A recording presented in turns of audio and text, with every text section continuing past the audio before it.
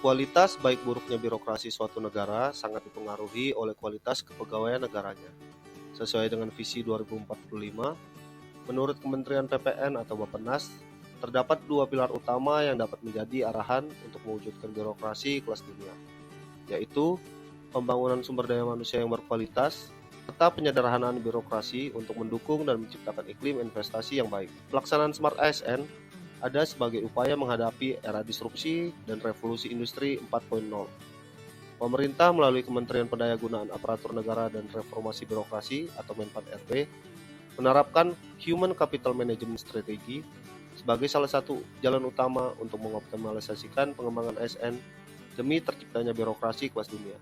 Prinsip dasar Human Capital Management, mulai dari perencanaan, rekrutmen, seleksi, pengembangan kompetensi, penilaian kinerja, dan remunerasi.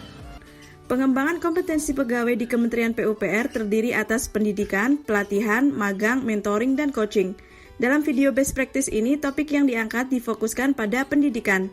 Dalam rangka menciptakan SDM aparatur yang memiliki kompetensi dalam penyelenggaraan infrastruktur PUPR, diperlukan peningkatan profesionalisme dan pembangunan pengetahuan pegawai negeri sipil, salah satunya melalui pendidikan berkelanjutan dalam bentuk pemberian tugas belajar yang merupakan bagian tidak terpisahkan dari program pembinaan PNS.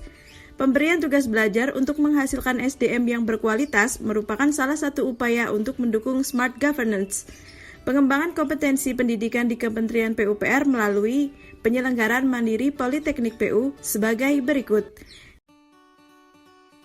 Kerjasama dengan perguruan tinggi mitra yang terdiri atas reguler dan super spesialis baik teknik maupun non-teknik, non-kerjasama atau fasilitas program beasiswa. Berikut alur prosedur pengusulan calon karya siswa tugas belajar. Pemantauan pegawai yang sedang melaksanakan tugas belajar diharapkan melakukan pelaporan melalui e-karya siswa. Fungsi e-karya siswa sebagai database pegawai tugas belajar yang berisi fitur sebagai berikut. Terdapat beberapa manfaat pengembangan kompetensi pendidikan di Kementerian PUPR. Yang pertama adalah program studi yang sesuai kebutuhan organisasi sehingga menghasilkan SDM unggul untuk pembangunan infrastruktur. 2. Dari sisi ASN, program tugas belajar dapat meningkatkan pengetahuan dan keterampilan. 3. Aplikasi e-karya siswa mempermudah pemantauan serta berfungsi sebagai sarana komunikasi dan konseling. Terdapat beberapa kekurangan di dalam pelaksanaan program ini. Yang pertama, program studi pada super spesialis masih terbatas. 2. Kuota pegawai tugas belajar masih sedikit. 3. Publikasi pendaftaran beasiswa di unit kerja kurang informatif. 4. Penyebaran informasi belum merata, terutama antara pusat dan daerah. 5. SOP di unit kerja masih kurang jelas terkait siapa yang akan mendaftar. BPSDM hanya mensyaratkan masa kerja, namun pelaksanaannya di unit kerja berbeda. 6. Kementerian PUPR belum terlibat di dalam pembekalan ASN sebagai peserta tugas belajar agar lolos seleksi beasiswa terutama di tahap interview.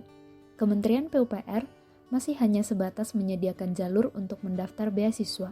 7. Belum adanya wadah diskusi antara pegawai yang sudah selesai tugas belajar dengan pegawai yang akan tugas belajar untuk berbagi pengalaman dan bertanya jawab.